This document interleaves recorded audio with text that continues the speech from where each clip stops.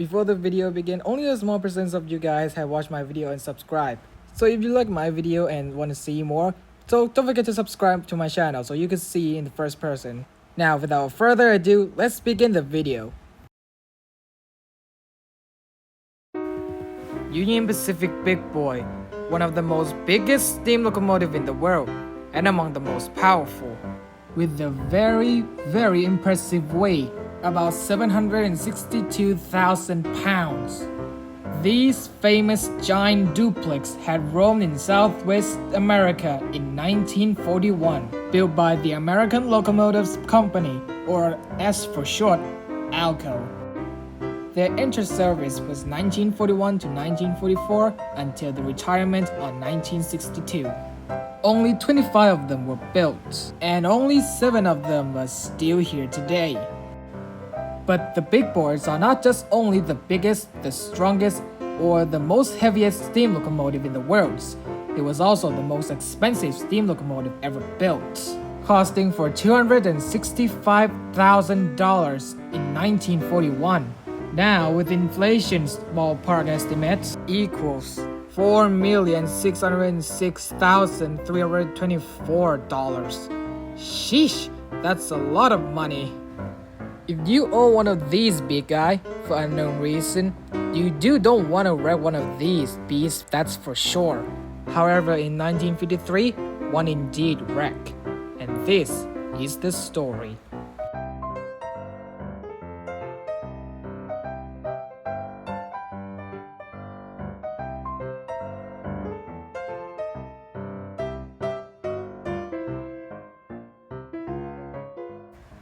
On April 27, 1953, a Union Pacific Big Boy number 4005 had a job to haul a manifest train across the open prairie of southern Wyoming. With its crew, engineer Leo Murray, fireman Lawrence Andrus, and brakeman James R. Anderton made up the head-end crew, while conductor James Brocker and brakeman Ivan Shuragar made up the rear-end crew in the caboose.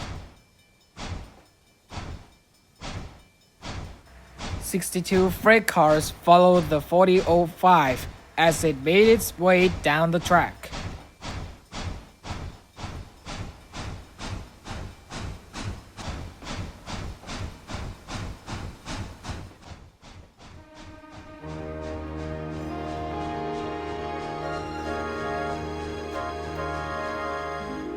At 9:10 a.m., the train passed through the Wamsutter, Wyoming, heading westbound. The morning was cloud with a light mist, and the 0.43% descending rain made for an easy journey. The train was traveling at around 50 miles an hour, and the train was running smoothly and right on schedule.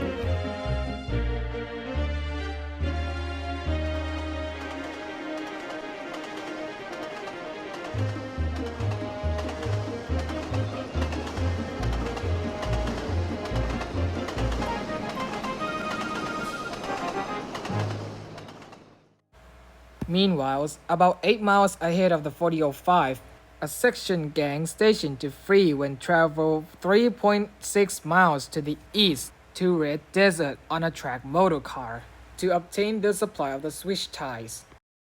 The foreman and first section workers arrived in the Red Desert and were approached by a sheep herder requesting assistance in getting a sheep across the tracks.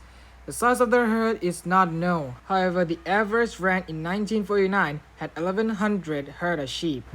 The foreman called to receive a track lineup which read the 4 trains were due to pass through, going both east and westbound between 9:15 a.m. and 9:55 a.m.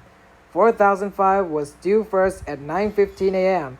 After received the lineup, the foreman assigned one sectionman to proceed eastward and then other westward to provide flag protection at each end of the sidetrack. After one east and westbound were to pass, they would to be providing protection for the sheep herder, and as for added protection to other sectionmen who were to operate a switch in each main track which led to the siding.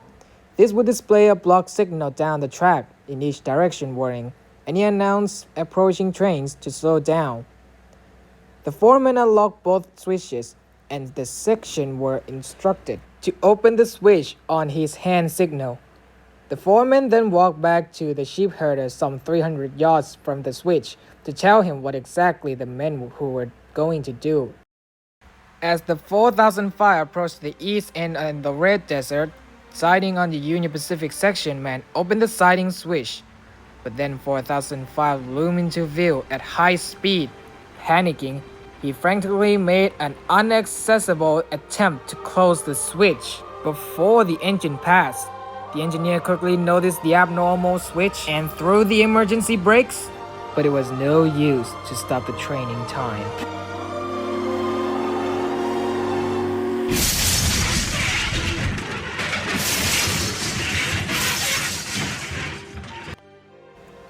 "4005 entered the switch at 50 miles an hour and toppled onto the left side, sliding down the line, tearing the rails apart, snapping sleepers like toothpicks, and throwing ballast rock all over the area. The locomotive tender and 18 cars derailed. The tender crushed itself into the cab, and the first 12 cars piled behind the other derailed before were damaged from the derailment and slamming into each other. Dented tractors dead, pigs, typewriters, sewing machine, and other general merchandise the train kept carrying were strewn all over the desert floor. Engineer Leo Murray and fireman Lauren Andres were killed instantly, and amazingly, the front brakeman, James Anderton, was alive, but seriously injured.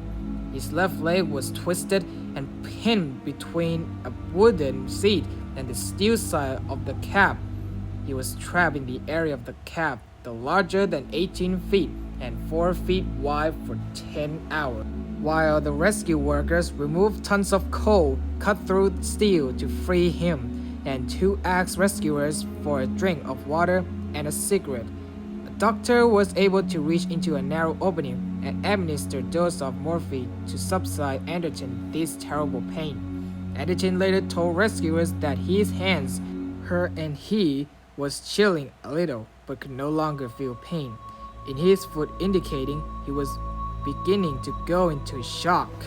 When he was finally pulled free, he told a rescuer, "He threw it right in front of us. The switch, they threw it right in front of us. They didn't give us a chance. I felt the engine rock. I don't know how many times it rocked. Next thing I knew, I felt the steam hitting me in the face and I thought it was a goner. All I could think of was getting my hands over my face." Several pigs and cattle cars are among the dead. According to a workman at the site, some pigs provided some comic relief during the whole ordeal. Occasionally, a pig would regain consciousness and with a terrific grunt would take off running through curious bystanders. Unfortunately, Brigman Anderton later passed away at the hospital from his injuries. However, before he died, he provided very helpful facts to investigators so they could understand what happened through his point of view during the investigation.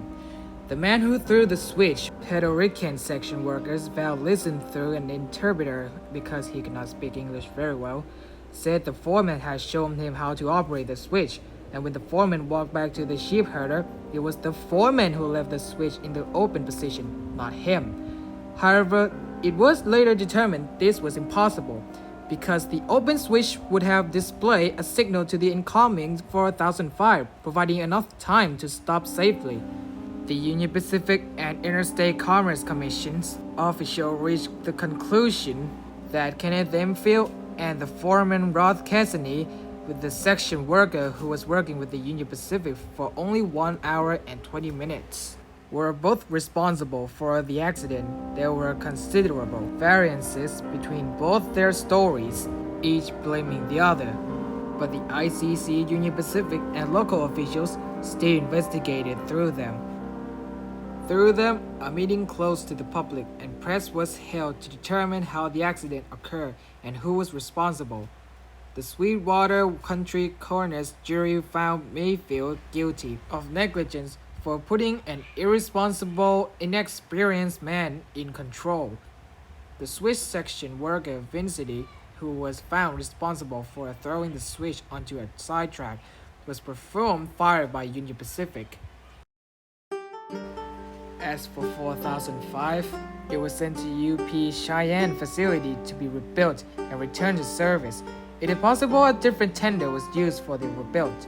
It was retired in 1962 along with its siblings and was donated to the Forney Transportation Museum in Denver, Colorado, where it still stands today on static display. And looking at the engine, you would have never known it was involved in such a catastrophic wreck. But 68 years later, the story of the wreck of the 4005 will certainly never be forgotten.